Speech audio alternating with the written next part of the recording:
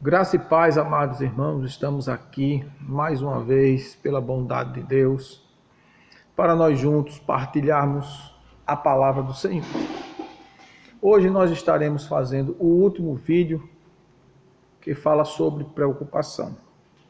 E o subtema de hoje, dentro desse assunto, quando o tema abrangente é deixe a preocupação e vive em paz. E hoje no nosso subtema desse assunto, lançando a preocupação sobre Deus, sobre a pessoa de Deus. Ele é o único que pode aguentar carga, meu amigo, peso, porque Deus continua sendo Deus. E diante desses fatos, nós precisamos compreender que por mais que nós estejamos preocupados, como disse Jesus, nós não vamos conseguir amenizar nenhum dos nossos problemas. Jesus disse que por mais ansioso que nós estejamos, nós não vamos conseguir acrescentar um côvado à nossa altura, nem tampouco tornar um cabelo branco em preto. Por isso nós devemos lançar sobre Deus toda a nossa preocupação. Entrega os seus problemas a Ele, a Deus. Ele sempre está atento às nossas necessidades. Apresente a sua ansiedade a Deus. Deixe que Ele cuide de você de uma forma especial, porque Deus tem uma forma especial de cuidar de cada um de nós. Nos seus muitos filhos, de variadas formas de vida que o Senhor adotou para Ele através de Jesus, sejam brasileiros, americanos, franceses, espanhóis, ingleses, não importa. Cada um tem a sua cultura, mas quando nós convergimos para servi-lo, o nosso guia, o nosso manual de fé e prática é a palavra de Deus. Então, diante disso, deixe Deus cuidar de você. Como um filho se joga nos braços do Pai, o crente pode apoiar-se completamente e plenamente em Deus. Deus revela o seu poder nas tempestades e não na calmaria. Quem vive ansioso por causa das dificuldades que tem enfrentado, dos problemas que tem surgido, jamais vai ficar em paz, jamais vai ter paz. Pois é impossível viver sem enfrentar as adversidades. O próprio Jesus disse em João 16:33, no mundo tereis aflições, mas tende bom ânimo. O apóstolo Paulo diz em Atos 14:22, quando ele dizia aos discípulos daquela igreja que por meio de muitas tribulações importa que nós entremos no reino dos céus. Então, as tribulações elas são naturais na vida do crente. É normal a gente passar por dificuldades. O apóstolo Pedro diz na primeira carta, no capítulo 4, verso 12, até o 19, da primeira carta do apóstolo Pedro, ele diz: amados, não estranheis a ardente provação que surge, que vem sobre vós, como se coisa estranha fosse. Antes, alegrai-vos pelo fato de seres participantes das aflições de Cristo. É assim que a palavra de Deus ensina. E quando nós entendemos que os problemas eles podem surgir de forma natural, nós temos mais resignação, nós temos maior capacidade de superar os problemas. Porque nenhum ser humano aqui nesta vida, neste plano, fica isento de problemas, fica isento de dificuldades. As dificuldades, elas são muitas vezes, ou na sua maioria, usadas por Deus para nos trazer correção, para nos moldar, para nos preparar para algo melhor que Deus pode trazer para nós. Uma coisa que é importante a gente compreender, que o amor de Deus é incondicional por nós. Não existe nada que eu possa fazer para que Ele me ame mais. E não existe nada que eu possa fazer para que Ele me ame menos. O amor dele é igual por mim, por você, por nós. E isso não significa que, por Ele nos amar, Ele não nos corrige. A palavra de Deus é bem clara quando diz que Deus corrige a quem ama e a todo aquele que Ele recebe como seu filho. Está lá escrito no livro de Hebreus, no capítulo 12. Está explícito isso. Vamos ler? Vamos ver, né?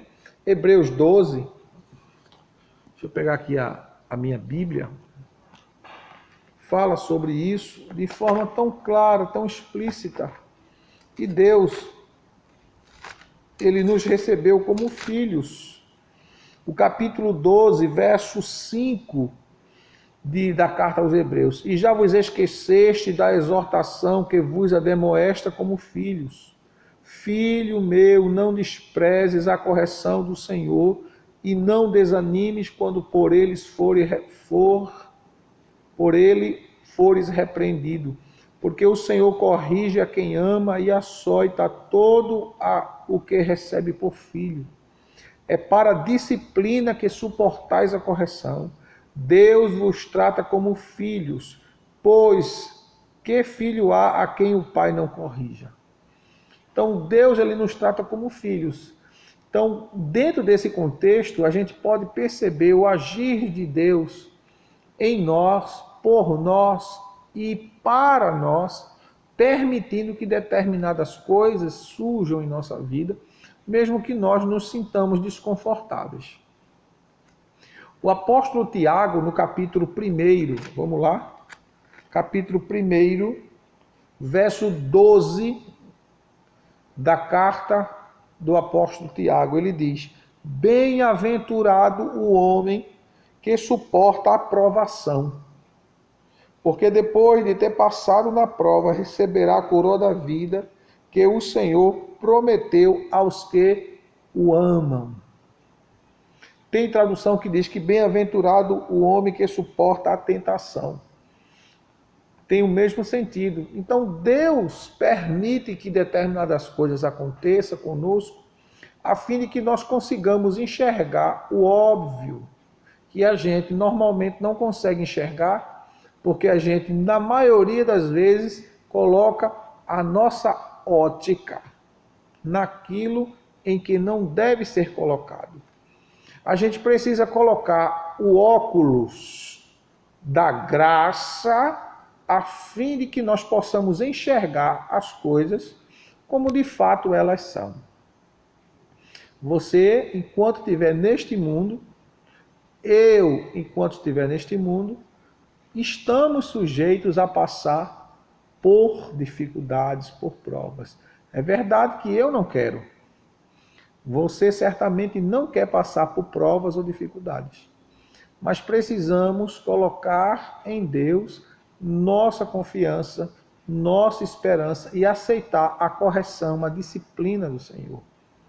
Deus nos disciplina muitas vezes, ou na maioria das vezes, nos colocando em situações em que nós possamos refletir, analisar, ponderar, pensar e ver o quanto nós temos errado com a esposa, com o marido, com o filho, com a filha, com o irmão, com a irmã, com o próximo, com a igreja. E às vezes a gente não consegue enxergar isso. Lembra de Saulo, ou do apóstolo, do grande apóstolo Paulo, que antes de ser Paulo era Saulo, e que perseguia a igreja do Deus vivo, assolava a igreja do Senhor.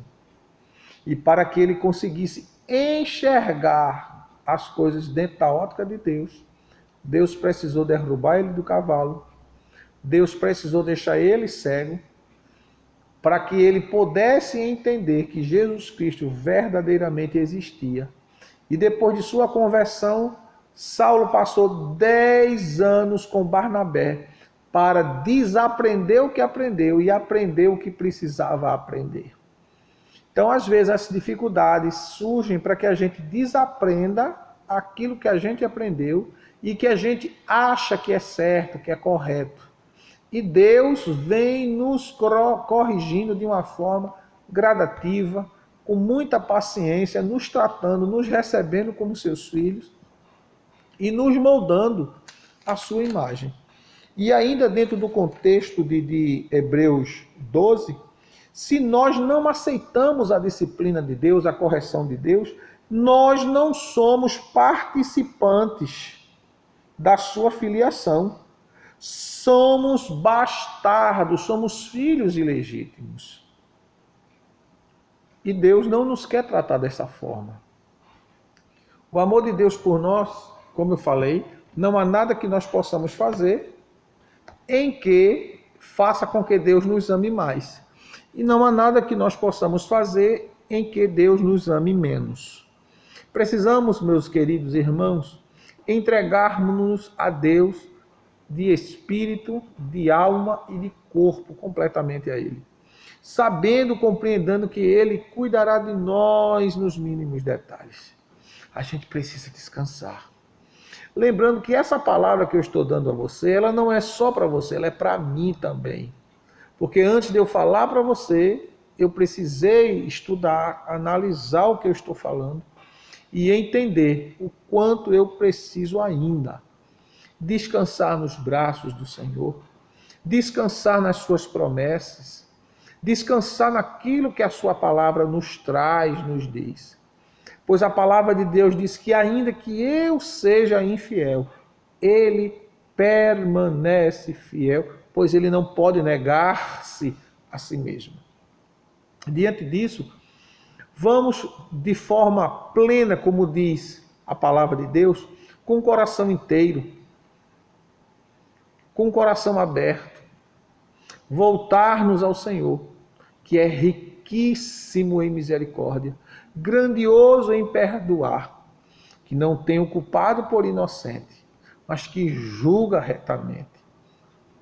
Deixa Deus cuidar da sua vida, deixa Ele trabalhar, deixa Ele poldar, deixa Ele fechar as arestas, para que você se torne um bom soldado de Jesus Cristo, para que você se torne um lutador, um guerreiro, a fim de que você ganhe primeiro você mesmo para Cristo. Ganhe sua salvação. A palavra de Deus diz em Lucas 21:19 que na nossa paciência ganharemos a nossa alma. E a gente precisa ter paciência para conseguirmos superar as adversidades.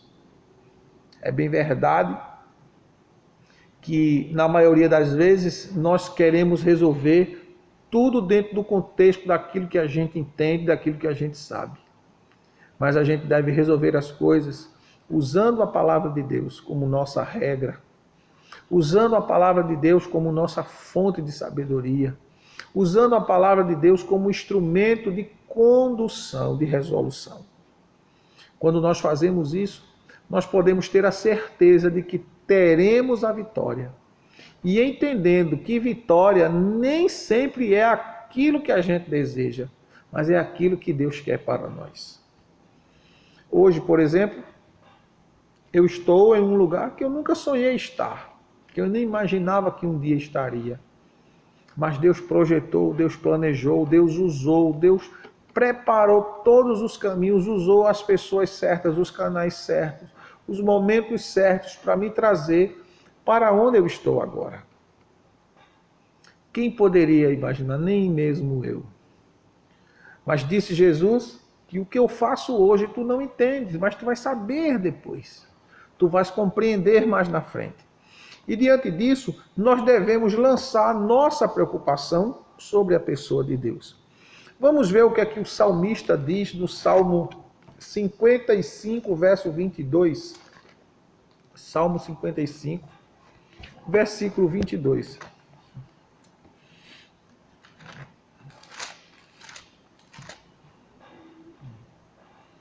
Confia os teus cuidados ao Senhor, e Ele te susterá, e jamais permitirá que o justo seja abalado. Confia os teus cuidados ao Senhor, e Ele vai te sustentar. O mesmo salmista diz, lá no Salmo, se não me falha a memória, Salmo 37, e o versículo 5, Entrega o teu caminho ao Senhor. Confia nele e tudo ele fará. Ele não vai fazer alguma coisa, ele vai fazer tudo. Mas para isso você precisa entregar, para ele te suster. O texto do Salmo 55, verso 22, no final do texto ele diz que o justo jamais será abalado. E a Bíblia diz ainda no Salmo 125, que os que confiam no Senhor são como os montes de Sião, não são abalados. Por quê, amados? A nossa estrutura é frágil, é fraca. Mas quando nós colocamos na nossa estrutura a rocha, que é Cristo, o fundamento da nossa vida, Cristo, nada vai nos abater. Podemos ser atingidos por uma avalanche de problemas. Mas quando a nossa base é Cristo, nós teremos uma direção, um rumo certo. O salmista Davi diz que o Senhor é o nosso pastor, nada nos faltará.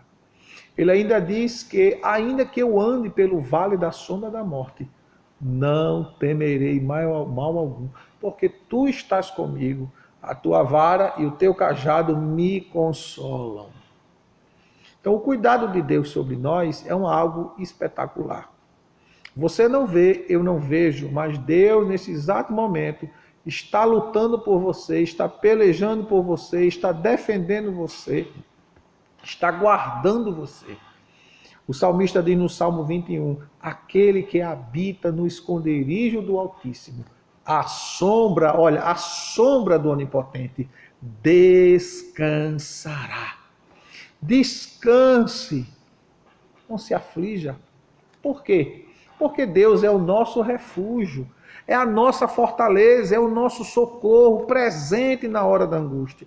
Principalmente nesse momento em que não só o Brasil, mas o mundo inteiro está passando por um momento crítico de pandemia, de vírus, de crise.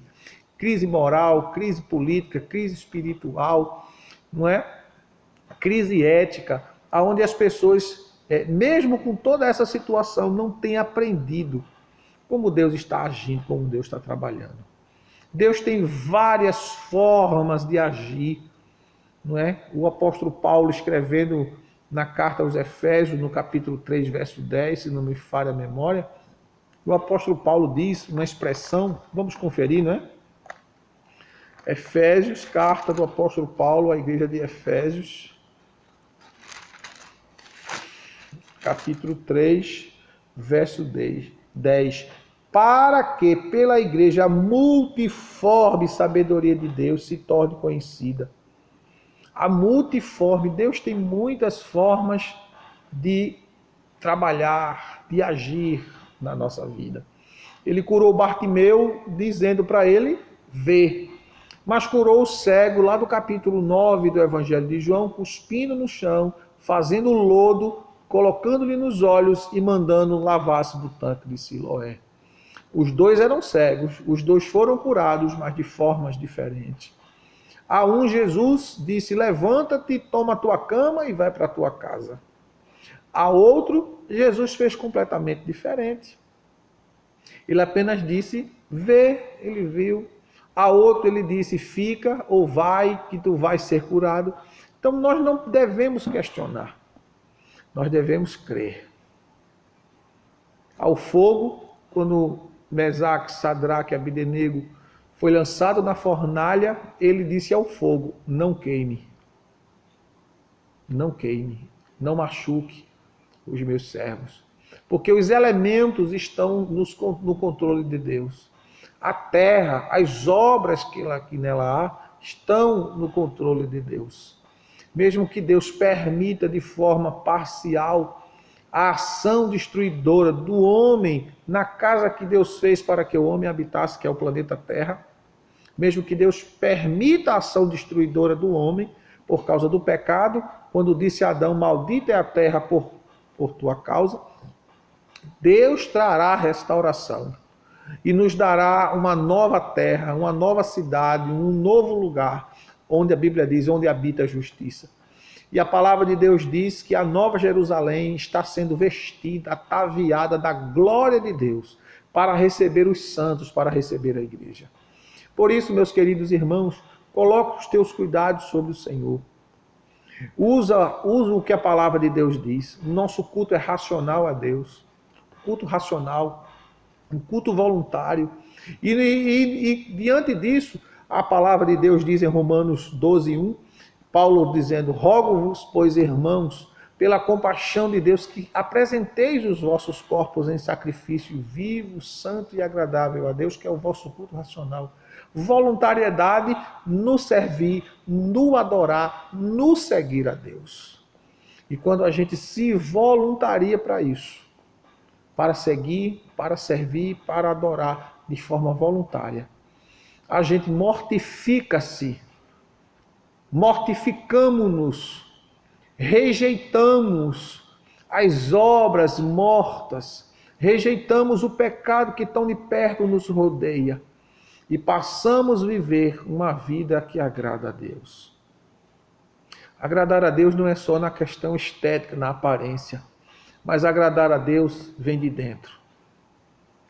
Um verdadeiro filho de Deus, como qualquer ou filho terreno mesmo, um filho de Deus no sentido espiritual, em comparação a um filho terreno que quer agradar um pai, ele não espera o pai pedir para obedecer, ele não espera o pai pedir para agradar, não. Ele se oferece, ele se prontifica para agradar o pai, para ajudar o pai, para socorrer o pai, naquilo que for necessário. Ele se prontifica porque ele tem prazer de agradar o pai. Um cristão verdadeiro, ele não sente prazer no pecado, ele não sente prazer em desagradar a Deus. Pelo contrário, ele sente prazer em agradar, não em desagradar a Deus. E agradar a Deus deveria ser o alvo de todo crente, mas infelizmente não é. Então, diante disso, meus amados irmãos, Jesus nos ensina que neste mundo nós só iremos aprender a viver a verdadeira paz quando nós aprendemos a enfrentar as coisas dentro da ótica de Deus. Jesus disse: deixo-vos a paz, e a minha paz eu vos dou, e eu não a dou como o mundo a dá.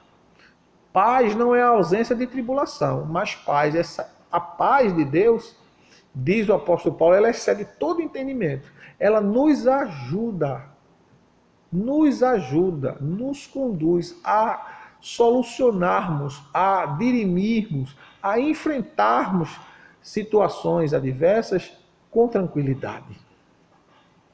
Por quê? Porque a sabedoria que vem de Deus, ela primeiramente, diz a palavra, ela é pacífica. E a gente precisa da sabedoria de Deus, e a sabedoria de Deus começa com o temor.